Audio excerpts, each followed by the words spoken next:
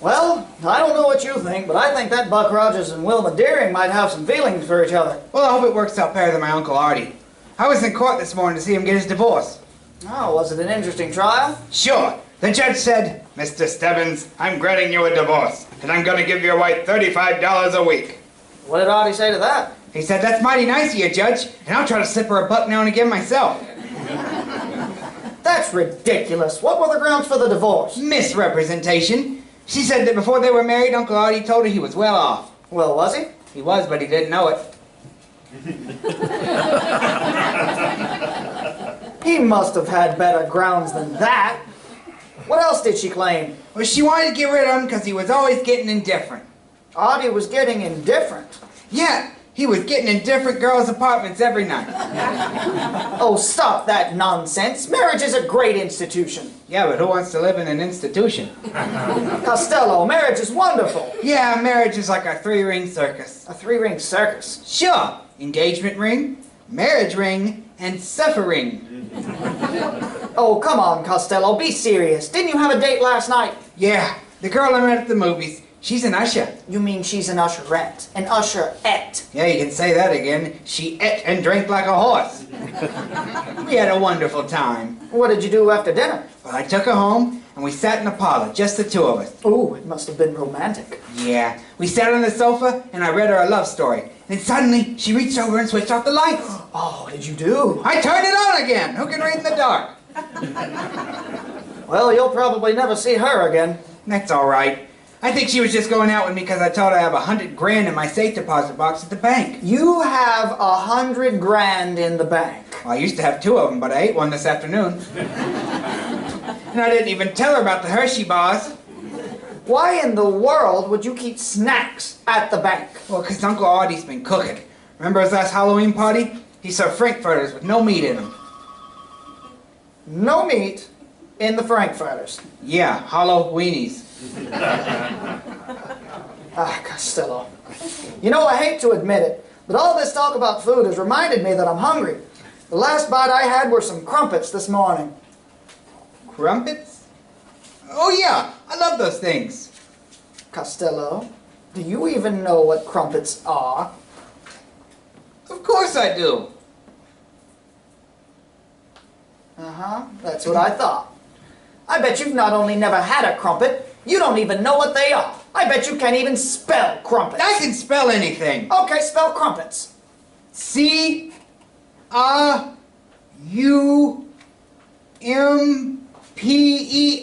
Ha! I told you, you left out the T. Well, I don't like tea with my crumpets. Maybe not, but our guests surely do. Mr. Sherlock Holmes and Dr. John Watson will take us on a thrilling adventure. I'm just going to go and have a cup of tea without crumpets.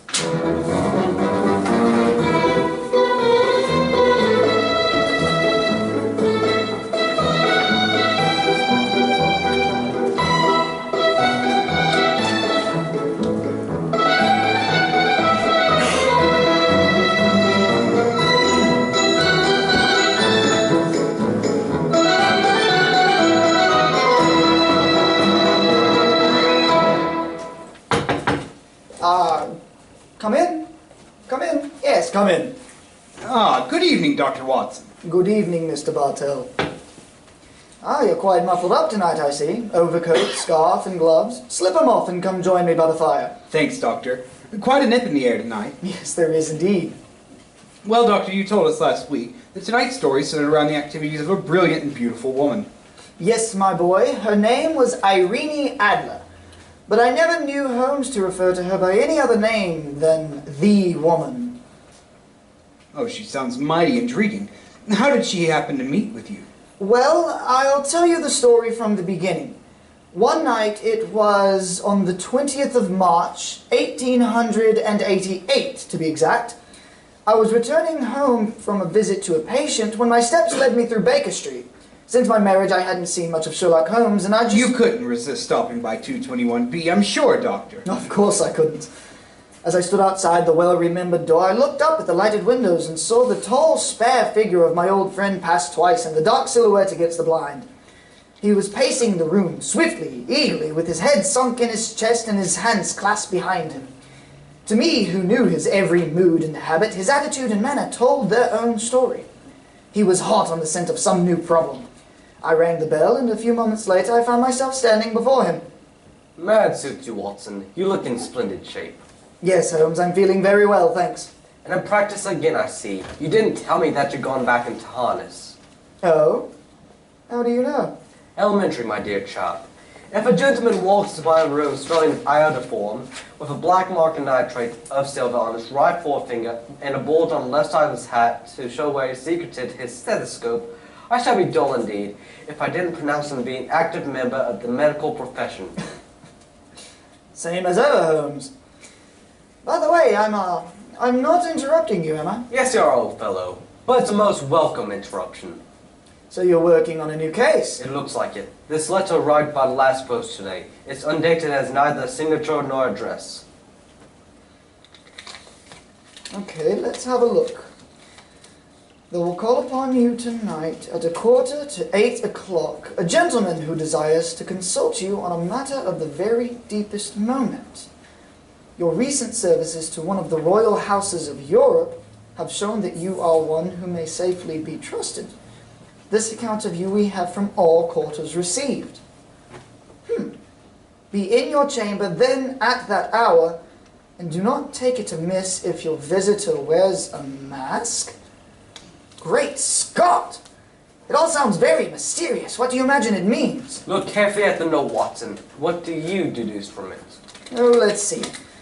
Well, the man who wrote it was presumably well-to-do. Such paper couldn't be bought for under half a crown a packet. And it's peculiarly strong and stiff. Peculiar. That's the very word. It's not an English paper at all. Hold it up to the light. You notice anything? Yes. There's a large E with a small G. And a large G with a small T woven into the texture of the paper. What does that suggest to you? The name of the maker, no doubt. Or perhaps his monogram. Not at all, my dear fellow. The G with the small T stands for Gesellschaft, which is German for company. And the EG? That stands for Egria. Egria. It's a German-speaking country in Bohemia, not far from Carlsbad. So the paper was made in Bohemia? Undoubtedly. And the man who wrote the note is a German.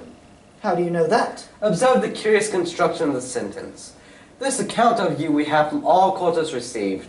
A Frenchman or Russian could not have written that. It's a German who is so discourteous to his verbs. Ah, there's your clients now. I'd better go, Holmes. No. Unless you have to. Well, I could stay. I just thought that perhaps... Then, my dear chap, stay by all means. I'm lost without my Boswell, and this promises to be interesting. I told Mrs. Hudson to let the masked visitor come upstairs unannounced. Come in. Good evening, sir. You received my note. Yes, indeed. Come in, won't you, and sit down. This is my friend and colleague, Dr. Watson. You may say anything before him that you can say to me. Whom have I the honor to address? You may address me as, Count von Krom. How do you do, sir? You must excuse this mask that I wear. The august person who employs me wishes his agent to be unknown to you. I may confess at once that the title by which I have just called myself is not exactly my own. I was well aware of that fact, sir. You see, Mr. Holmes, the matter I'm about to discuss implicates the great house of Ormstein, hereditary kings of Bohemia. That had not escaped me either, sir. In fact, if you state your case, I shall be better able to advise you, Your Majesty. How did you, yes, I am the king. Why should I attempt to conceal it? Why indeed? I shall remove the mask. There, Mr. Holmes. I have traveled incognito from Prague for the express purpose of consulting you. Then pray consult. Briefly, the facts are these. Some 5 years ago, during a visit to Warsaw, I made the acquaintance of the well-known adventuress, Irene Adler. Irene Adler? We know of her, Your Majesty. Look her up in the index for me, will you, Watson? It's right there beside you on the desk. I imagined that her name would not be unfamiliar to you. Let's see... Here we are. A. Abrahams, Acton Green, Hatchet Murders, Adler. Splendid. Hand me the file, old chap. Thank you. Irene Adler, born in New Jersey in the United States of America in 1858. Contralto. Prima donna, Imperial Opera of Warsaw.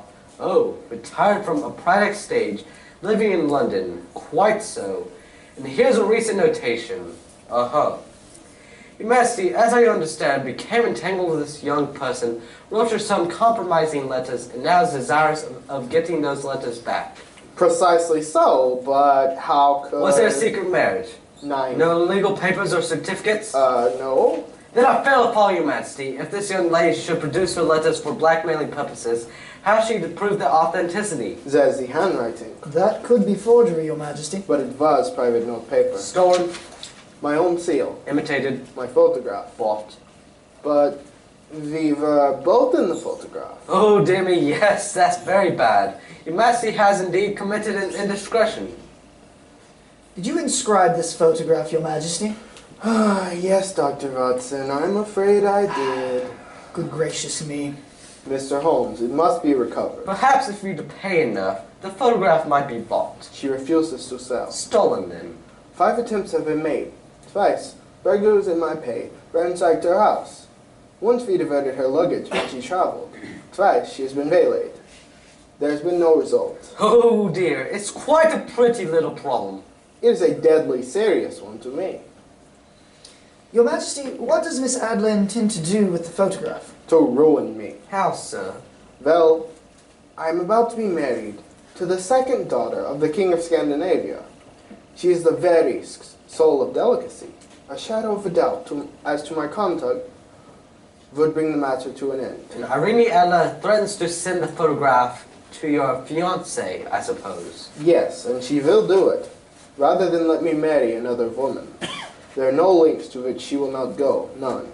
Are you sure she hasn't already sent it, Your Majesty? I am sure. And why? She said she would send it on the day my betrothal is publicly announced. That day will be next Monday. Splendid! Then we still have 3 days. Your Majesty will, of course, stay in London for the present. Yes, certainly.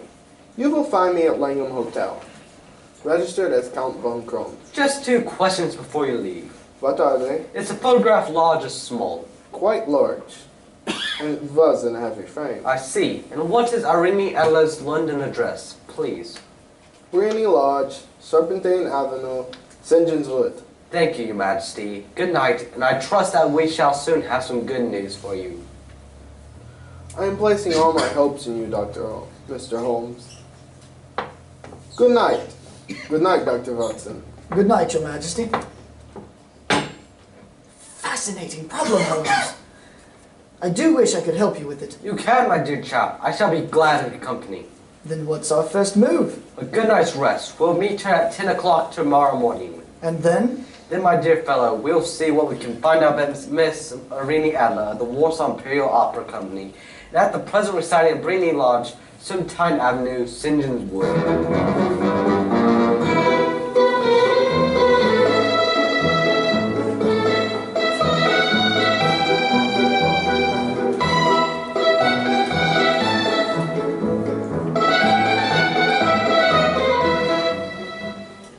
Well, Holmes, I guess the examination of Briony Lodge didn't prove very illuminating. No bijou residence that represents the essence of dignified suburbia, but tells us very little about the owner.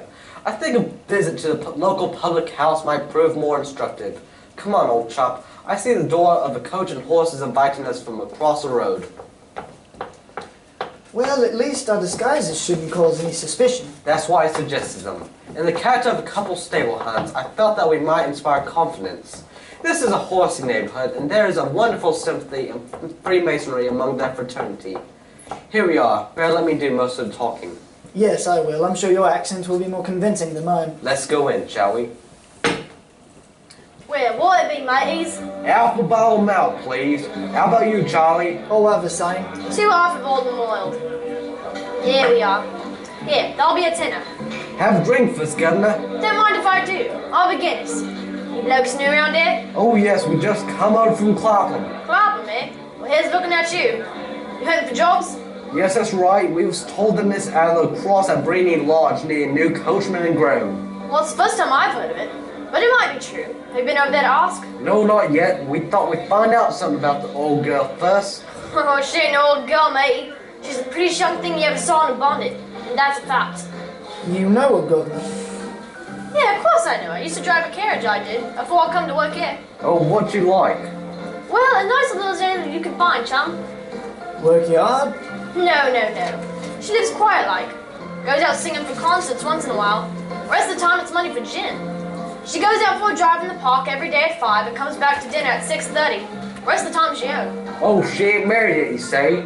No. But she got a bloke that comes see her all the time. He's a barrister. Nice gentleman. Mr. Geoffrey Norton's his name. Good looking fella. Won't be surprised to see him get spliced. Sounds like a nice cushy doll to me. Come on, Charlie. Let's go up to the house and see what's what. Much obliged to you, chum. Good luck, mateys. Good night. And thanks for the Guinness. So what's our next move, Holmes? Let's stroll back to Breeding Lodge, shall we? I won't decide whether to continue my investigations there or try to find out something about Mr. Geoffrey Norton, the barrister. If he is just a lawyer and nothing else, it's more than likely that she entrusted the photograph to his safekeeping. Hello? There's a cab waiting outside Miss Adler's house. Hurry, Watson, and maybe Mr. Norton. Here we are at the gate. Yes, and here comes a man hurrying down the pathway. Quick, behind this post. Listen. Where to now, Mr. Norton? Drive like the devil.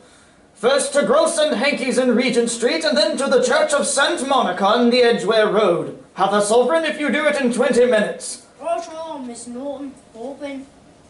Try to see no cab, Watson, or you must follow them. Here comes one. No, it isn't. It's a private carriage. Miss Adler's, no doubt. Here she comes, down the pathway. Back in behind the post, Watson. Where to, Miss Adler? The Church of St. Monica, John. And half a sovereign if you reached it in 20 minutes. The game's afoot! Quick, we must get a cab and follow them. Here comes a hansom. Cabby! Hey, cabby! Have you both got enough money to take a cab? Here's half a sovereign for you, my man. Right, you are. Where to, Governor? The Church of St. Monica in the Edgware Road, and another half sovereign if you do it in 20 minutes.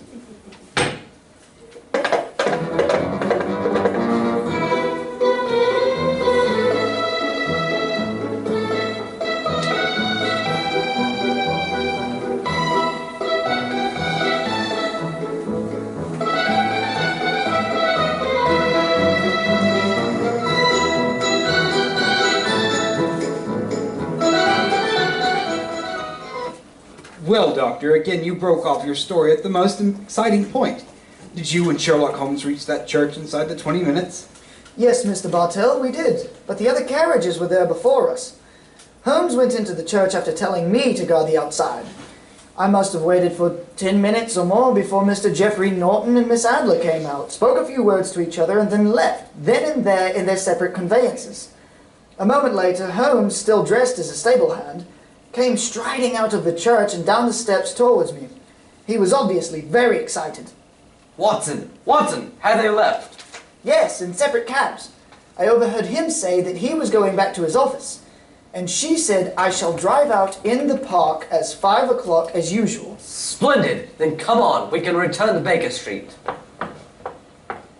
So what happened inside the church, Holmes? They were married. Married? Of course, the ceremony would have been illegal if performed after noon.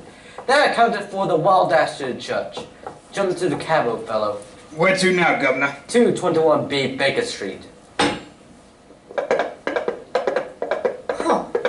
So they got married, eh? Yes, and it may amuse you to note that I acted as a witness at the ceremony. You did? But how did that happen? Their own witness had failed to appear, and I was dragged into the breach. The bride gave me this sovereign as a memento. I think I'll wear it on my watch chain in memory of the occasion. What an amazing situation.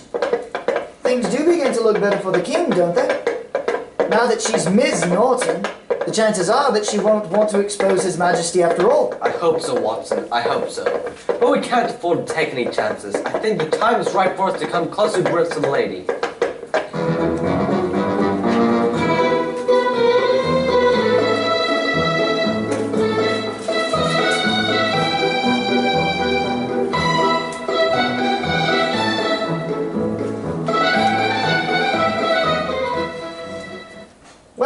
And now that we've eaten, perhaps you'll tell me your plan. With pleasure, my dear fellow. And while I'm doing so, I'll proceed on applying the makeup to my new disguise. Another disguise. I think the character and appearance of an amiable, simple-minded, nonconformist clergyman would be the most suited to my plan for entering Miss Adler's house. You're going to try and enter, then?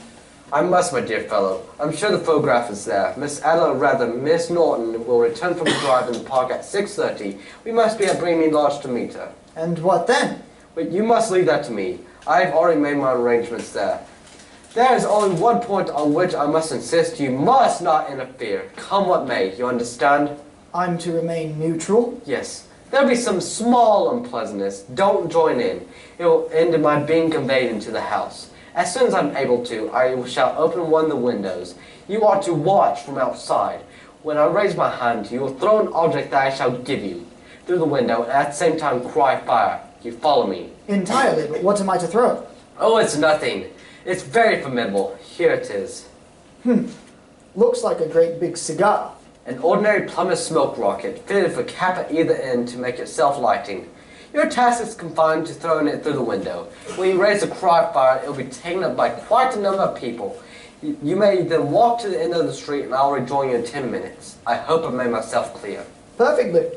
Good, and now, fellow, as soon as I've donned my clerical attire, let's be on our way. There's no time to be lost.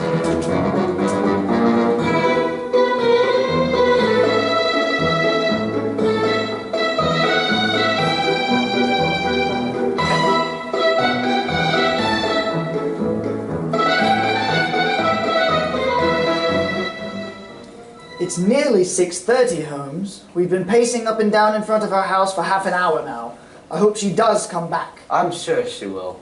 There seem to be a lot of loafers hanging around her gate. All part of my conspiracy, old chap. You'll see them play the parts in a few minutes. You still think the photograph is inside the house? Yes, it's most unlikely that she carries it about with her. Remember, the king told us that it's a large framed photograph, and also remember that she planned to use it within a few days. It must be where she can lay her hands on it. It must be inside her house. But her house has been burgled. Twice. Oh, psh! They didn't know how to look. How will you look? I won't. I'll get to the show me. Oh, she'll refuse. She won't be able to. Shh! Here comes the carriage now. Remember, Watson, carry out my orders to the letter. You can trust me. Good luck. Blimey. Here comes the Duchess of Tiddlywinks. Let's put out a carpet. She might get her tootsies wet. Oh, put a sock in it, Alfie. Oh, leave him alone. She's no better than she ought to be. Please let me through. I live here. Well, ain't that nice? We'll all come in and have a cup of cocoa. Move out of the way for the lady, please! Mind your own business. Just because your collar's turned the wrong way around, you can't spoil our fun. That's right, Eddie. Keep your nose out of it, Parson. Stop shoving, will ya?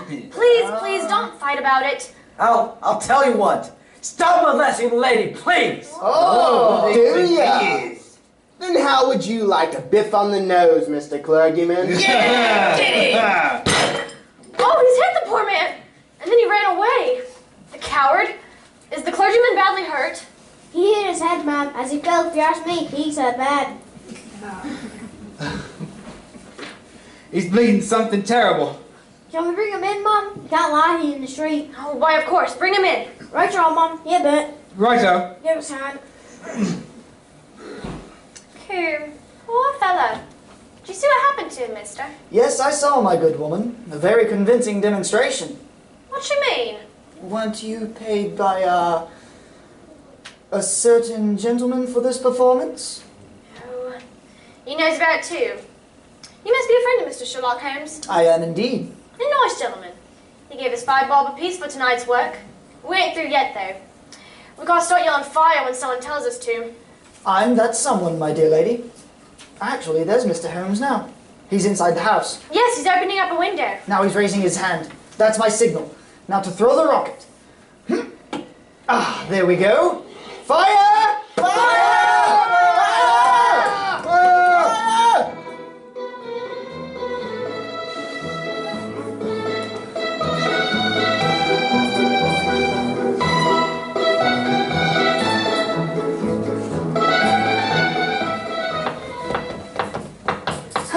you are?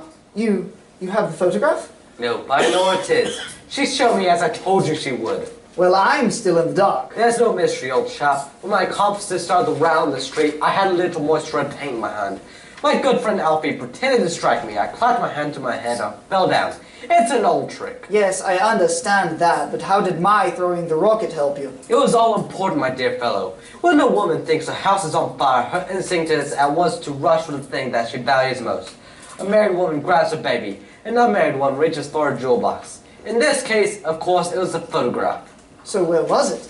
It was in a recess in the living room, just above the right-hand bell pull. I caught a glimpse of it when she drew it out. When I made it known that the fire was a false alarm, she replaced the photograph. As soon as I was able to, I advised her that I was feeling well enough to leave. You didn't take the photograph then? No, I felt that over-precipitance at this stage might ruin everything. Well, what do we do now? Drive to Langham Hotel and inform His Majesty of what has happened. Then return with him here, and after that, my dear chap, the case will be ended.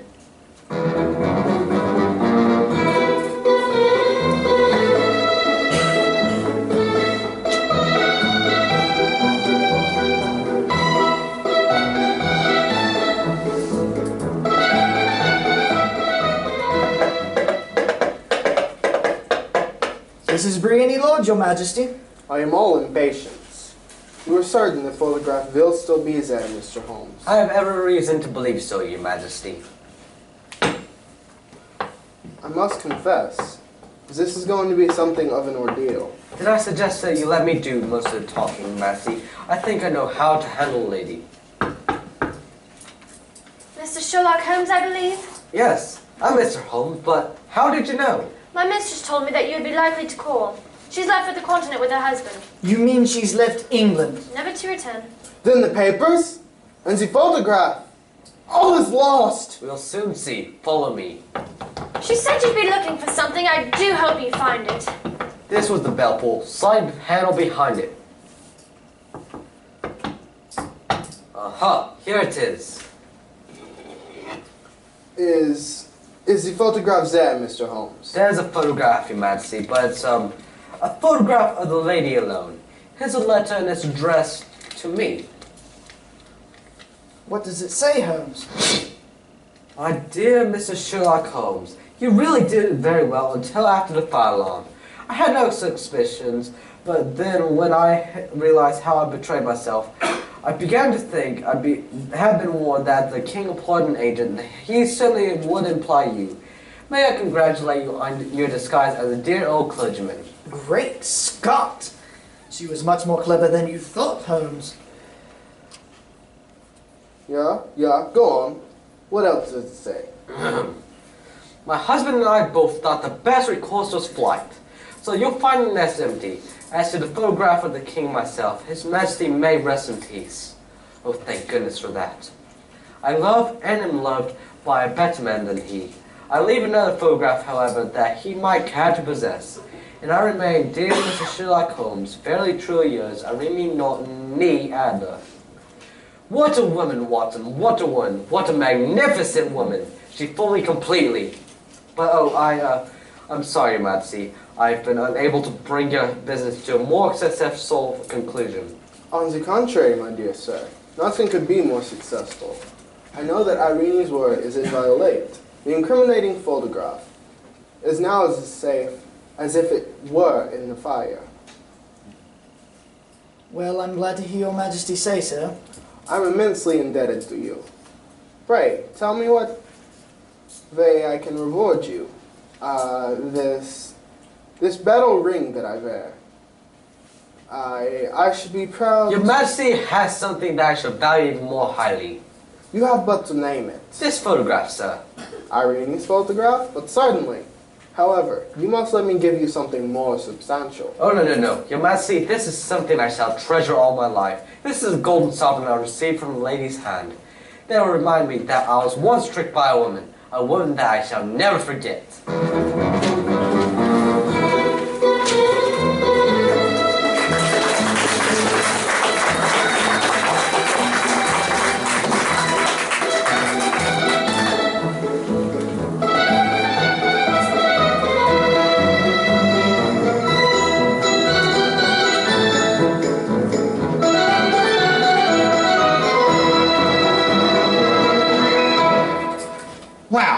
That Sherlock is really smart. And the way he fell for that dame. Well, you seemed pretty serious about Lena the other day. You said you were planning to propose to her, did you? Oh, sure. I proposed to her 4 times last night. How did she react? Well, first she was hot, and she was cold, and she was hot, and she was cold. Where did you propose to her? Between the stove and the icebox. You dummy! You shouldn't propose to a girl in the kitchen. Why didn't you take her in the parlor? Well, I couldn't. There are 40 girls playing ping pong in the parlor. Ping pong playing in the parlor. What were all those women doing in her parlor? Oh, she lives at the YWCA. She's got a room there with 14 other girls. They all sleep in the same bed. Costello, how can Lena get into one bed with 14 other girls? Well, Lena's got sharp toenails. She just digs right in. Admit it, Costello. I bet you dream about her every night. I do not. I have much more important things on my mind. You do you? Well, then what do you dream about? Baseball. Baseball? It's not even baseball season. I play baseball all year round. I love baseball. I eat baseball. And when I go to sleep every night, I dream about baseball. I had no idea. But don't you ever dream about anything else? Girls, perhaps? What, lose my turn at bat? I even carry this baseball with me every time I go. Oh, put that ball away. I will not. I'm very proud of this ball. This is a ball I got from the Boston Red Sox. How did you get a ball from the Boston Red Sox? Well, they tripped on the bats when I was running away from the field. You know, I think I want to be a professional baseball player. Strange as it may seem, they give ball players nowadays very peculiar names. Funny names? Nicknames. Now, on the St. Louis team, we have who's on first, what's on second, I don't know is on third. Well, that's what I want to find out. I want you to tell me the names of the fellows on the St. Louis team. I'm telling you who's on first, what's on second, I don't know is on third. Listen, you know the fellows' names? Yes. Well, then who's playing first? Yes. I mean, the fellow's name on first base. Who? The fellow playing first base. Who? The guy on first base. Who is on first? What are you asking me for? I'm not asking you, I'm telling you who is on first. I'm asking you who's on first. That's the man's name. That's whose name? Yes. When you pay out the first baseman every month, who gets the money? Every dollar of it. Why not? The man's entitled to it. Who is? Yes. So who gets it? Why shouldn't he? Sometimes his wife comes down to collect it. Whose wife? Yes, after all, the man earns it. Who does? Absolutely. Well, all I'm trying to find out is what's the guy's name on first base? Oh, no. What is on second base? I'm not asking you who's on second. Who's on first? Oh. St. Louis has a good outfield, eh? Oh, absolutely. And the left fielder's name? Why? I don't know. I just thought I'd ask. Well, I just thought I'd tell you. And tell me who's playing left field. Who's playing first? Stay in the infield. The left fielder's name. Why? Because. Oh, he's center field. Wait a minute. You got a pitcher on this team? Wouldn't this be a fine team without a pitcher? Tell me the pitcher's name. Tomorrow. Oh. Now, when the guy at bat puts the ball, me being a good catcher, I want to throw that guy out at first base. So I pick up the ball and I throw it to who? Now that's the first thing you've said right. I don't even know who I'm talking about! Don't get excited. Take it easy. I throw the ball to first base. Whoever it is grabs the ball, so the guy runs to second. Who picks up the ball and throws it to what? What throws it to? I don't know. I don't know, throws it back tomorrow. A triple play. That could be. Another guy gets up, and it's a long ball to center. Because. Why? I don't know, and I don't care. What was that? I said I don't care! Oh, that's our shortstop.